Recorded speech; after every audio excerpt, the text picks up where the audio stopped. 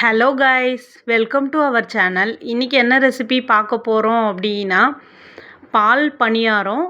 இதை அத்திக்காய் பலகாரம் அப்படின்றதையும் சொல்லுவாங்க. ரொம்ப ரொம்ப ஜூஸியாக, ரொம்ப டேஸ்ட்டாக, நல்ல ஒரு ஸ்நாக்ஸ் ரெசிபி. குழந்தைங்களுக்கெலாம் கண்டிப்பாக பிடிக்கும். இது எப்படி செய்யறதுன்னு நம்ம பார்த்துடலாமா? வாங்க. இப்போ நான் ஒரு தேங்காய் நல்லா துருவி இதே மாதிரி அரைச்சி எடுத்து வச்சுருக்கேன். உளுத்தம்பருப்பு, அது கூடயே 2 ஸ்பூன் பச்சரிசி போட்டு ஊற வச்சுருக்கேன் ஒரு 1.5 மணி நேரத்துக்கு முன்னாடியே. இப்போ ஸ்டவ் ஆன் பண்ணி ஒரு கடாய் வச்சுக்கலாம். கடாயில் நம்ம பொரிக்கிறதுக்கு தேவையான அளவுக்கு மட்டும் எண்ணெய் ஊற்றிக்கலாம் கொஞ்சமாக. இப்போ நம்ம ஊற வச்ச உளுத்தம்பருப்பை இந்த மாதிரி மிக்சர் ஜாரில் ஆட் பண்ணிக்கோங்க.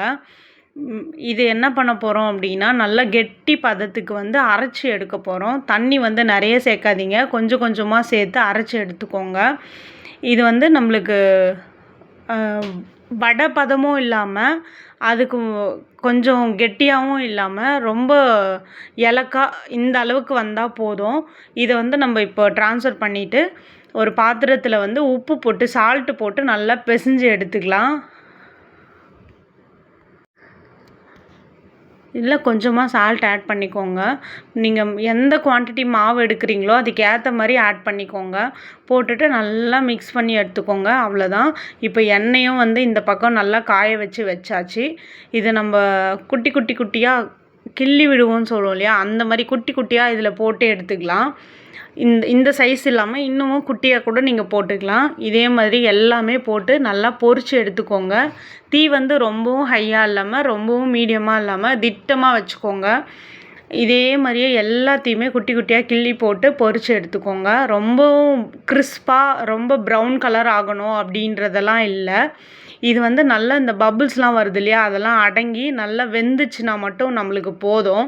அந்த பதமே இது கரெக்டாக இருக்கும். அவ்வளோதான், இது வெந்துருச்சு. இந்த ஸ்டேஜில் நம்ம இதை எல்லாமே எடுத்துக்கலாம். இதை தேங்காய் பாலில் தான் நம்ம ஆட் பண்ண போகிறோம். அது டைரெக்டாக போடாமல் நம்ம இதை மாதிரி தட்டில் எடுத்து வச்சுட்டு போடலாம். இதே மாதிரி எல்லாத்தையுமே எடுத்துக்கோங்க.